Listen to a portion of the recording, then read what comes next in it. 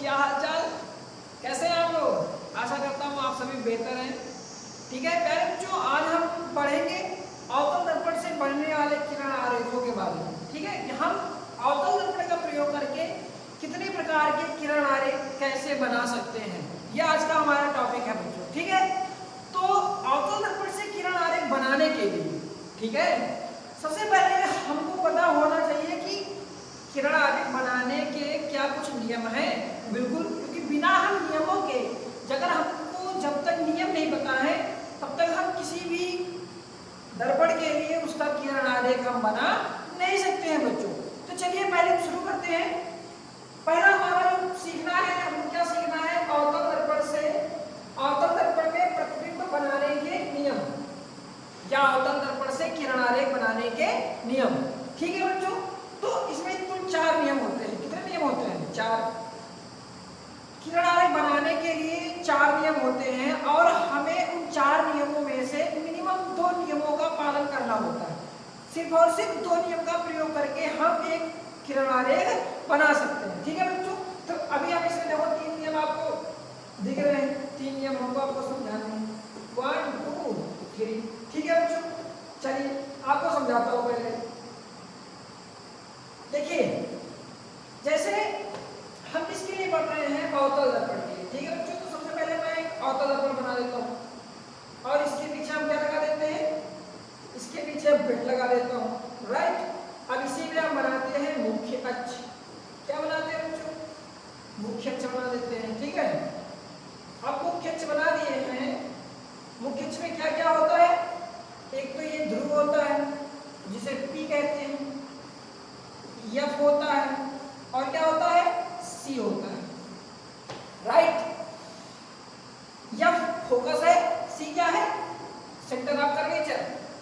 ठीक है, centre of curvature का मतलब क्या होता है, वक्रता केंद्र। क्या होता है बच्चों? वक्रता केंद्र। चलिए देखो, आप जब भी किरण आरेख बनाएंगे सबसे पहले इस चीज का ध्यान रखिएगा। हमने ये कोई रैंडम दूरी रख दिया है, आपको लग रहा होगा, बट आप ऐसा बिल्कुल नहीं करेंगे। आप क्या करेंगे, पटरी लेंगे। राइट, पटरी से आप नापेंगे कि ये दूरी कितनी है। जितनी दूरी आप ये लें उसी सेम उतनी ही दूरी यहाँ से आगे लें। राइट, अगर ये 5 सेंटीमीटर लिया तो इसको भी कितना ले बच्चों, 5 सेंटीमीटर लें, तभी आपका जो बनने वाला किरण आरेख है वो सही बनेगा। अदरवाइज वो क्या हो जाएगा, गलत हो जाएगा बच्चों। ठीक है, चलिए आपको पहले नियम बताता हूँ। राइट, बहुत ही सिंपल नियम है, बस आप आराम से धैर्य के साथ बच्चों सीखते रहो। पहला नियम है, नियम नंबर 1। देखो ये मुख्य अक्ष है, ये रेखा हमने क्या बनाई है, मुख्य अक्ष। ठीक है, अब पहला रूल कहता है कि मुख्य अक्ष के समांतर आने वाली किरण, मुख्य अक्ष के समांतर आने वाली किरण, ये जो किरण आ रही है किसके समांतर है, ये मुख्य अक्ष के समांतर है।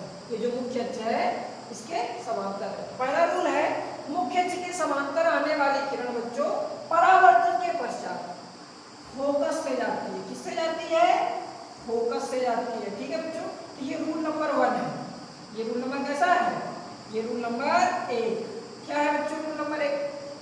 रूल नंबर 1 ये कहता है, अवतल दर्पण में मुख्य अक्ष के समांतर आने वाली किरण परावर्तन के पश्चात फोकस से होकर जाती है। जैसा कि आप देख रहे हो, मुख्य अक्ष के समांतर आने वाली किरण परावर्तन के उपरांत कहां से जा रही है बच्चों, फोकस से जा रही है। राइट, तो ये पहला रूल हो गया, लिखने की कोई जरूरत नहीं है क्योंकि हमने इसके पहले वाले जो स्लाइड है उसमें कहीं तक लिखा हुआ है।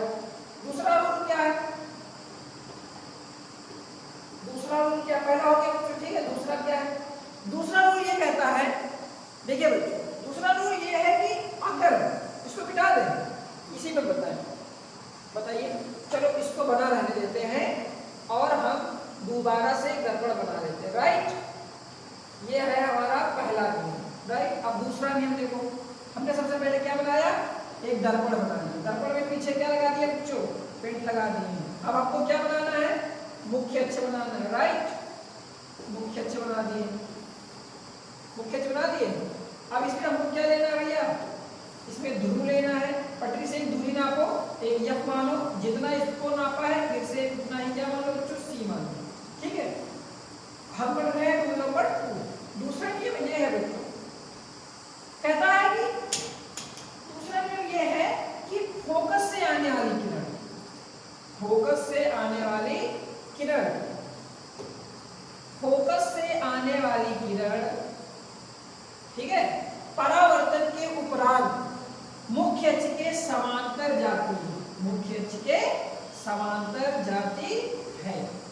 समझे बच्चों? पहला रूल, ये पहला रूल था। दूसरा रूल क्या है? फोकस से आने वाली किरण मुख्य अक्ष के क्या हो जाती है?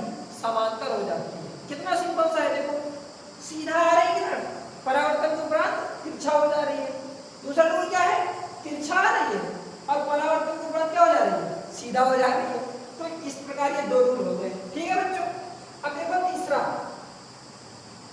तीसरा रूल समझने के लिए हम एक बार और दर्पण बना लेते हैं, राइट। हमने फिर से एक दर्पण बनाया, इसमें पीछे पेड़ लगा दिया, ठीक है। हमने एक मुख्य अक्ष बना लिया है, ओके बच्चों। मुख्य अक्ष बनाने के बाद हमने उसमें F और C बना लिया है। फिर से ध्यान रखना, ये दूरी और ये दूरी दोनों आपस में बराबर, ठीक है। देखो बच्चों तीसरा रूल ये है, तीसरा रूल कहता है कि C से आने वाली किरण,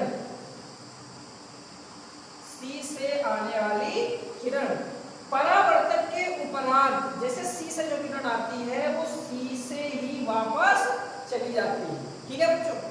तीसरा रूल क्या है? C से आने वाली किरण परावर्तन के उपरांत C से ही वापस चली जाती है, ठीक है। ये तीसरा रूल है। चौथा रूल आपको बता देता हूँ, ठीक है। ये 3 हो गया और ये 4। चौथा रूल ये कहता है बच्चों, अगर ये दर्पण है, मान लिया ये अवतल दर्पण, हमने इसमें बना दिया मुख्य, ये हो गया आपका ध्रुव, ये हो गया आपका फोकस, ये हो गया आपका वक्रता केंद्र, ठीक है बच्चों। तो चौथा रूल कहता है कि देखो जिस एंगल से कोई किरण आ रही है, आपतन कोण यहाँ पर ध्रुव पर, जिस कोण के साथ ध्रुव पर जो किरण आगमन करती है उतने ही कोण के साथ यहाँ से परावर्तन होती है। मतलब चूंकि परावर्तन है तो परावर्तन का नियम क्या कहता है कि आपतन कोण और परावर्तन कोण क्या होते हैं? बराबर होते हैं। यानी कि अगर ये कोण आई है और ये कोण आर है तो ये दोनों आपस में क्या होंगे? बराबर होंगे, ठीक है। तो ये 4 नियम है हमको किरण आरेख बनाने के लिए। इनमें से कोई 2 नियमों का बेहतर ढंग से पता होना आवश्यक है, ठीक है। चलिए वापस आते हैं अपनी स्लाइड पर। तो यहाँ पर देखो पहला रूल क्या लिखा हुआ है बच्चों? मुख्य अक्ष के समांतर आने वाली किरण परावर्तन के बाद फोकस से होकर गुजरती है। देखो आपको दिख रहा है, मुख्य अक्ष के समांतर आने वाली किरण परावर्तन के उपरांत कहां से जा रही है? फोकस से जा रही है। दूसरा रूल क्या बच्चों? फोकस से होकर आने वाली किरण परावर्तन के बाद मुख्य अक्ष के समांतर हो जाती है। देखो फोकस से आने वाली किरण, ये दर्पण भी टच हो रही है, राइट, इसमें दिख नहीं रहा केवल, ये समांतर हो जा रही है। तीसरा रूल क्या है? केंद्र C से होकर आने वाली किरण परावर्तन के बाद उसी मार्ग से वापस लौट जाती है। जब बात C की आती है तो जिस कोण, जिस रेखा से आ रही है किरण, सेम उसी डायरेक्शन में वो वापस लौट जाती है। तो इसमें 3 बनाए हैं। चौथा नियम आपको बताए थे, आपतन कोण और परावर्तन कोण बराबर होता है। तो ये थे अवतल दर्पण से किरण आरेख बनाने के नियम, ठीक है बच्चों। और कुछ बातें ध्यान रखना है, कह रहा है कि इन तीनों नियमों का उपयोग करके किसी भी स्थिति में प्रतिबिंब की स्थिति, आकार और प्रकृति को ज्ञात किया जा सकता है। वो तो हम लोग ज्ञात ही करने वाले हैं, ठीक है। देखो एक ही इंपॉर्टेंट बात ध्यान रखना, तीसरी वाली, अवतल दर्पण वास्तविक और आभासी दोनों प्रकार के प्रतिबिंब बनाता है, जबकि उत्तल दर्पण केवल और केवल आभासी प्रतिबिंब बनाता है, ठीक है। चलिए बच्चों, हम आशा करते हैं कि आपको ये समझ में आ गया है। अब इसके बाद हम सीखने वाले हैं अवतल दर्पण से बनने वाले किरण आरेख, ठीक है। चलिए आ जाते हैं अपनी स्लाइड पर, ठीक है। नियम हमने सीख रखा है, नियम हमने सीखा कि भाई किरण आरेख कैसे बनाते हैं, ठीक है। अब देखो पहला क्या है, ये हमने मतलब एक सिंपल सा एक डायग्राम बना दिया आपके लिए। ये क्या बना हुआ है बच्चों? ये अवतल दर्पण है, ये क्या है? मुख्य अक्ष है, ये T जो लिखा हुआ ये क्या है? ध्रुव है, ये क्या है? फोकस है, ये क्या है? वक्रता केंद्र। देखो इसमें हम कहां-कहां पर वस्तुएं रख सकते हैं। पहली चीज तो हमको ये पता हो, मतलब कितनी स्थितियां हो सकती हैं बच्चों। देखो पहली स्थिति हो सकती है कि हम वस्तु को रख सकते हैं ध्रुव और फोकस के मध्य।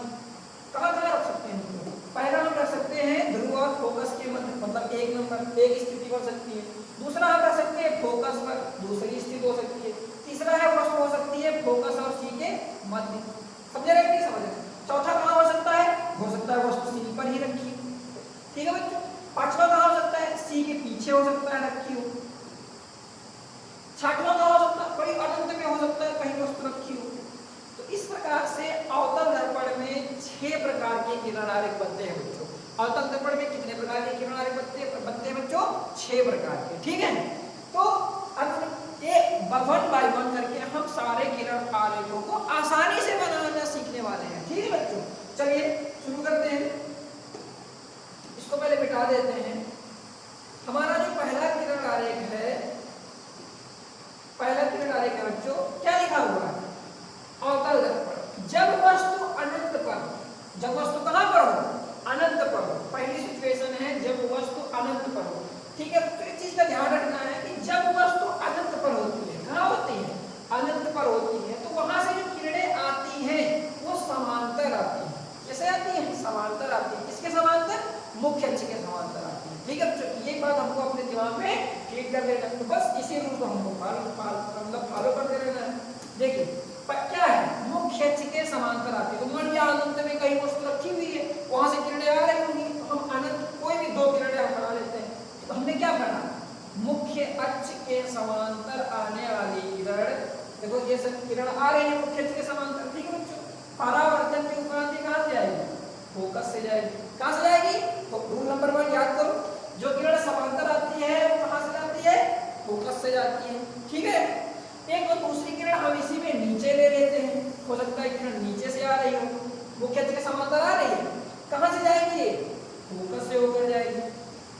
मैंने क्या बताया था आपको प्रतिबिंब वाले वीडियो में कि जहां पर 2 किरणें परावर्तन के उपरांत एक दूसरे को काटती हैं, उस बिंदु पर किसी वस्तु का प्रतिबिंब बनता है। देखो ये दोनों जो किरणें हैं बच्चों, ये वाली किरण और ये वाली किरण, ये दोनों एक दूसरे को कहां पर काटती है? या पर काट रही है, नहीं काट रही। इसका मतलब इसका प्रतिबिंब कहां पर बन रहा है? फोकस पर बन रहा है। तो इस चीज को हमको ध्यान रखना है कि जब वस्तु अनंत पर हो, कहां पर हो बच्चों? अनंत पर हो। जब वस्तु अनंत पर हो तो प्रतिबिंब फोकस पर बनता है। कहां पर बनता है बच्चों? फोकस पर बनता है। देखो इसमें लिखा हुआ है प्रतिबिंब का स्थान। प्रतिबिंब कहां पर बनता है? फोकस पर बनता है। देखो यहां पर बिंदु के आकार का बन रहा है, बहुत छोटा। तो बनने वाला प्रतिबिंब कैसा होगा? वस्तु से बहुत छोटा। देखो प्रतिबिंब का आकार अत्यंत छोटा होता है, बिंदु के रूप में होता है। और तीसरी बात, उसकी प्रकृति कैसी होगी? वास्तविक होगा कि अवास्तविक होगा, उल्टा होगा कि सीधा होगा। ठीक है। तो देखो ये किरणें एक्चुअल में काट रही है ना, वास्तविक रूप से काट रही हैं। तो ये जो यहाँ पर प्रतिबिंब बन रहा है बच्चों, ये वास्तविक है। कैसा है? वास्तविक है। और हमने आपको याद कराया था वास्तविक प्रतिबिंब सदैव कैसा बनता है? सीधा बनता है, उल्टा? उल्टा बनता है। तो यहाँ चूंकि बिंदु के आकार का आपको यहाँ दिख नहीं रहा है कि उल्टा है कि सीधा, लेकिन चूंकि ये वास्तविक है इसीलिए यहाँ पर बनने वाला प्रतिबिंब बच्चों उल्टा होगा। तो वास्तविक तथा उल्टा। चलो एक बार फिर से रिवाइज करते हैं। जब वस्तु अनंत पर हो, कहां पर हो? अनंत पर हो, तो प्रतिबिंब फोकस पर बनता है। बात नंबर 1, कहां पर बनता है? फोकस पर बनता है। नंबर 2, वस्तु से बहुत छोटा बनता है। नंबर 3, वास्तविक और उल्टा बनता है। ठीक है बच्चों। अब आप इसको आराम से स्लाइड को बना लेना है। ठीक है। चलिए दूसरी स्थिति देखते हैं बच्चों। दूसरा 2 नंबर पे आ गए ना लोग। दूसरे में क्या कह रहा है? जब वस्तु सी और अनंत के बीच हो। वस्तु कहां पर है बच्चों? सी और अनंत के बीच। चलिए अब की बार हम वस्तु को बनाएंगे, वस्तु को ड्रा करेंगे। ठीक है बच्चों। चलिए ये सी है, यहां पर क्या है? सी है, यहां पर सी है बच्चों। उधर क्या है? अनंत। तो हम वस्तु को रखते हैं सी और अनंत के बीच। तो हमने मान लिया कि यह यहां पर एक वस्तु रखी हुई। ठीक है। ये क्या रखी हुई है? वस्तु रखी हुई। ठीक है बच्चों। अब ये जो वस्तु रखी हुई है, फिर से हमको किरण आरेख बनाना है इसका। कितनी किरणें बनानी है? 2 किरणें लेनी है। ठीक है बच्चों। चलिए पहले आपको क्या बताए थे? देखो बढ़िया से ले लेते हैं सीधी सीधी लाइन हम लोग। ठीक है, ताकि बढ़िया सुंदर सा किरण बने। पहला बताए थे मुख्य अक्ष के समांतर आने वाली किरणें मुख्य अक्ष के समांतर आने वाली किरणें कहां से जाती है बच्चों? फोकस से जाती है। कहां से जाती है? फोकस से होकर जाती है। ठीक है, बन गया। अब देखो इसको एरो बना देते हैं। ये किरण इस तरह से आ रही है और इस रास्ते से होकर जा रही है।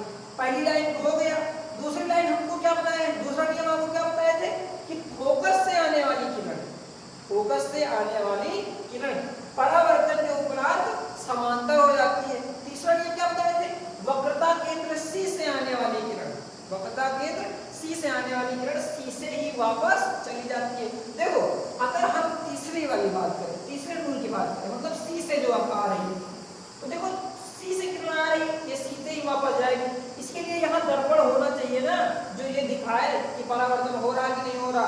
क्योंकि हमारा दर्पण छोटा बना हुआ है तो हम इस रूल को नहीं लेते, इससे कम स्पष्ट बन रहा है। ठीक है, हम यही वाला ले लेते हैं। कौन सा? कि फोकस से आने वाली किरण। कौन सा ले लेते हैं बच्चों? फोकस से आने वाली किरण। लाइन यहां से लेते हैं, फोकस से आने वाली किरण। तो ये देखो फोकस है, फोकस से आने वाली किरण। ठीक है, ये देखो बना दिए, फोकस से आने वाली किरण कैसे हो जाती है बच्चों? समांतर हो जाती है। किसके समांतर? मुख्य अक्ष के। मुख्य अक्ष के समांतर ये किरण ऐसे हो जाएगी। ठीक है, ध्यान देना, बस सीधा हो, समानांतर हो। ठीक है, एरो बना देता हूं इसमें। ये किरण ऐसे आ रही है और ये किरण ऐसे जा रही है। देखो ये रेड वाली और येलो वाली लाइन है, कहां पर काट रहे हैं बच्चे? दूसरे को, ये एक दूसरे को यहाँ पे काट रहे हैं। ठीक है बच्चों, तो इससे क्या स्पष्ट होता है कि अगर एक वस्तु ए बी यहाँ रखी हुई है तो इसका जो प्रतिबिंब है ए डैश बी डैश यहाँ पर बन रहा है। समझे नहीं समझे? तो इससे क्या समझे कि जब वस्तु सी और अनंत के बीच हो, कहाँ हो? सी और अनंत के बीच हो, तो प्रतिबिंब कहाँ पर बनता है? फोकस और सी के बीच बनता है। देखो ये आपका फोकस है, ये आपका सी है, सी और एफ के बीच बनता है। कहाँ बनता है? सी और एफ के बीच। देखो वस्तु बड़ी है और प्रतिबिंब क्या है? छोटा है। तो दूसरा बात क्या हो गई? छोटा बनता है। कैसा बनता है? छोटा बनता है, वस्तु से छोटा।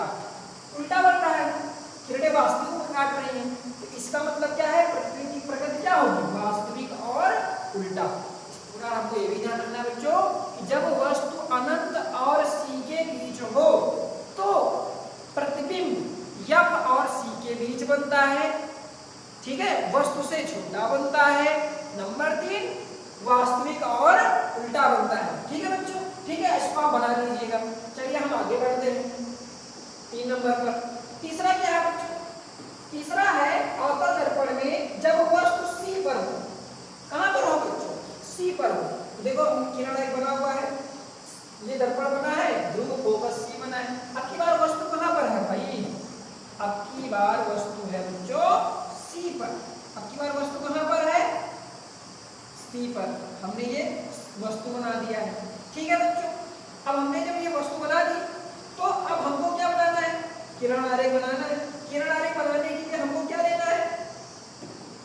पहला रूल तो वही है, मुख्य अक्ष के समांतर आने वाली किरण कहां से जाएगी बच्चों? ये फोकस से होकर जाती है। ठीक है, ओके। दूसरा रूल क्या है? फोकस से आने वाली किरण मुख्य अक्ष के क्या हो जाती है? समांतर हो जाती है। तीसरा रूल क्या है? सी से आने वाली किरण सी से वापस चली जाती है। अगर हम सी वाला बनाएंगे तो यहाँ फिर कोई दर्पण नहीं होगा, तो हम फिर से परावर्तन नहीं बता पाएंगे, इसलिए हम तीसरे रूल को नहीं लेंगे, अभी दूसरे वाले से ही काम चला लेंगे। तो दूसरा रूल क्या है बच्चों? हम कलर चेंज कर लेते हैं ताकि आपको समझने में भी आसानी बनी रहे। ठीक है, कि फोकस से आने वाली किरण, देखो कहां से आ रही है? फोकस से आने वाली किरण परावर्तन के उपरांत कहां से जाएगी भैया? सी से होकर जाती है। ठीक है, सी से होकर नहीं जाती भैया, फोकस से आने वाली किरण समांतर हो जाती है। ठीक है बच्चों, चलिए एरो बना देते हैं। ऐसे किरण आ रही है, ऐसे जा रही है, राइट, ऐसे किरण आ रही है, ऐसे जा रही है। ये दोनों किरणें कहां पर काटी? देखो यहाँ पर काट रही है, काट रही नहीं काट रही? तो यहाँ पर इस वस्तु का क्या बन गया है? प्रतिबिंब बन गया है। क्या बन गया है बच्चों? कलर चेंज कर देते हैं ताकि आपको समझने में बेहतर लगे कि ये यहाँ पर क्या बन गया है? इसका प्रतिबिंब बन गया है। ठीक है, अगर ये वस्तु ए बी रखी हुई थी तो इसका ए डैश बी डैश ये प्रतिबिंब बन गया है। तो क्या समझे बच्चों इसमें कि जब वस्तु सी पर हो, कहां पर हो, सी पर हो, तो उसका प्रतिबिंब सी पर ही बनता है। ठीक है, कैसा बनता है, सी पर ही बनता है, वस्तु के आकार का बनता है, वस्तु के आकार का बनता है और वास्तविक एवं उल्टा बनता है। ठीक है बच्चों, तो देख लीजिए लिखा भी है, सी पर बनता है, वस्तु के बराबर बनता है, वास्तविक और उल्टा बनता है। ठीक है बच्चों, तो ये तीसरा भी आपको समझ में आ गया। अब आपको आगे बढ़ाते हैं, 4 नंबर पर चलते हैं। 4 नंबर कहता है कि जब वस्तु सी और एफ के बीच हो, अब की बार वस्तु कहां पर रखी है बच्चों, कह रहा है अब की बार वस्तु रखी हुई है सी और एफ के बीच, सी और एफ के बीच। ठीक है बच्चों, तो सी और एफ के बीच हमने क्या रख दिया है, वस्तु को रख दिया है। अब हमको क्या करना है, किरण आरेख बनाना है। सेम है, सेम प्रोसेस से गुजरना है हमको। रूल क्या रहता है, मुख्य अक्ष के समांतर आने वाली किरण, पहली किरण लो मुख्य अक्ष के समांतर, कहां से जाएगी, फोकस से होकर जाती है। कहां से जाती है बच्चों, फोकस से जाती है, राइट। हमको लगता है इसको और बड़ा बनाना पड़ेगा।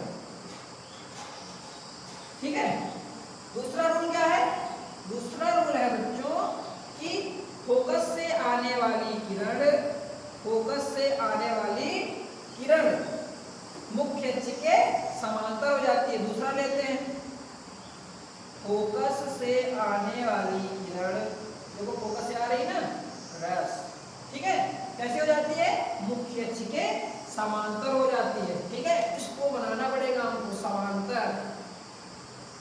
ओके, ठीक है, चलिए एरो बना देते हैं। देखो ये किरण इस प्रकार से आ रही है, इस प्रकार जा रही है, यहाँ से आ रही है और इधर से जा रही है। तो इसमें देखो क्या हुआ, यहाँ पर काट रही भैया, इतनी दूर काट रही है, इसका प्रतिबिंब कहाँ पर बन रहा है, तो ये यहाँ पर इसका प्रतिबिंब बन रहा है उल्टा, बड़ा बन रहा है। बार देखो वस्तु इतनी सी है, उसका प्रतिबिंब कितना है, बड़ा है।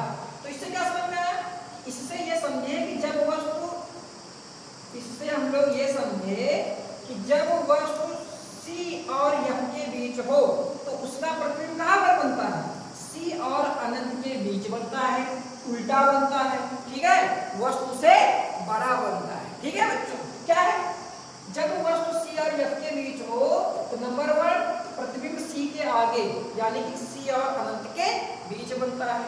नंबर 2 वस्तु से बड़ा बनता है। नंबर 3 वास्तविक एवं उल्टा बनता है। ठीक है, इसको भी आप बना लीजिएगा। कोई भी दिक्कत आती है, समझ में नहीं आता है तो उसको आप कमेंट कर सकते हैं ताकि उसको हम नेक्स्ट वीडियो में आपको बेहतर तरीके से और बता सकें।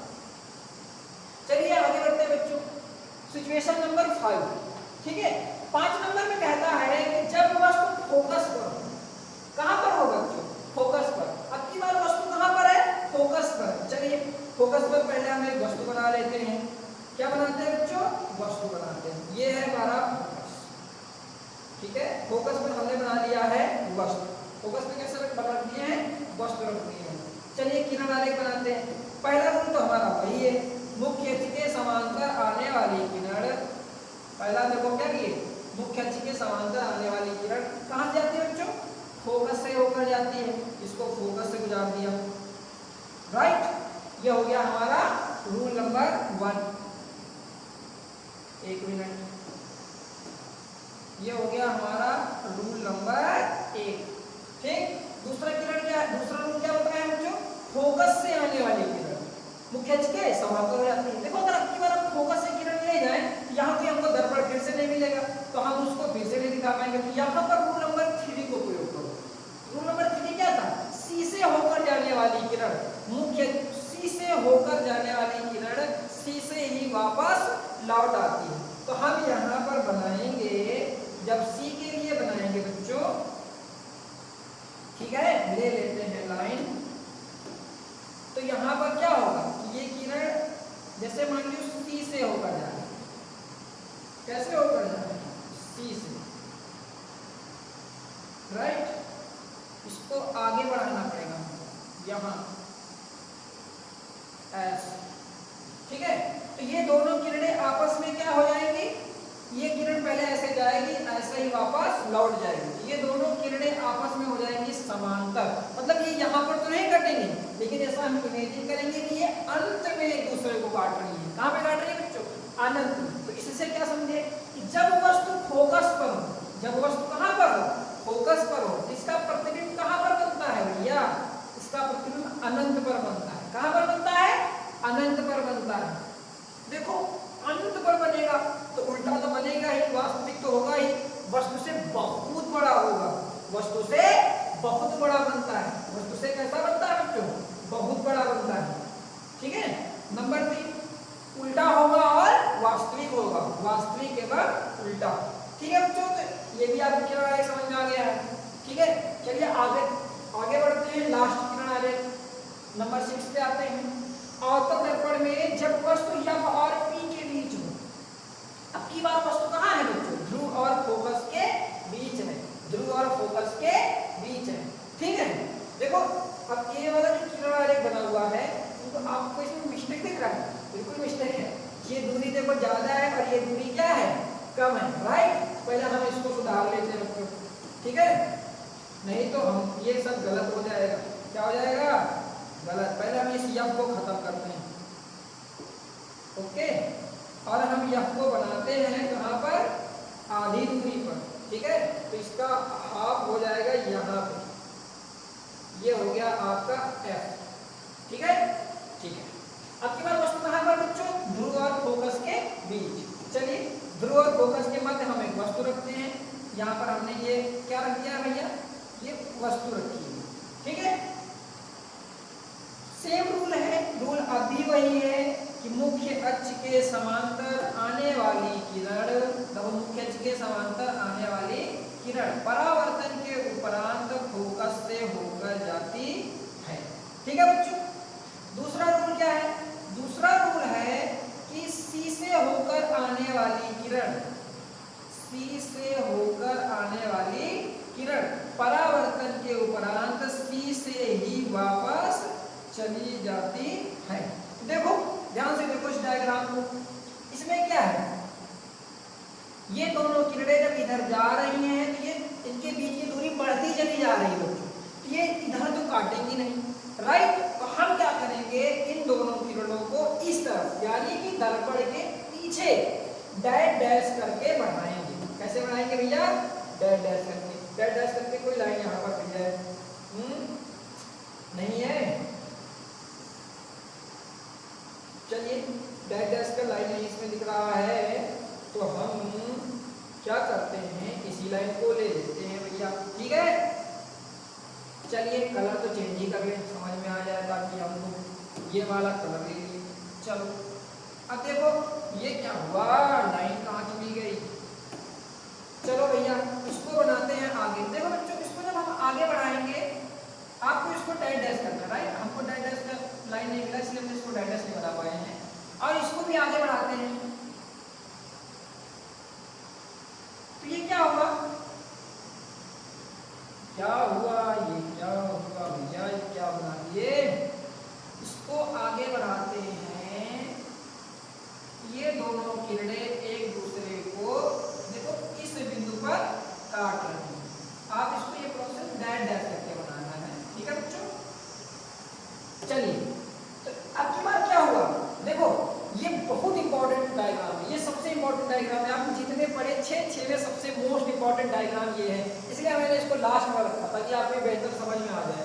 ठीक है बच्चों,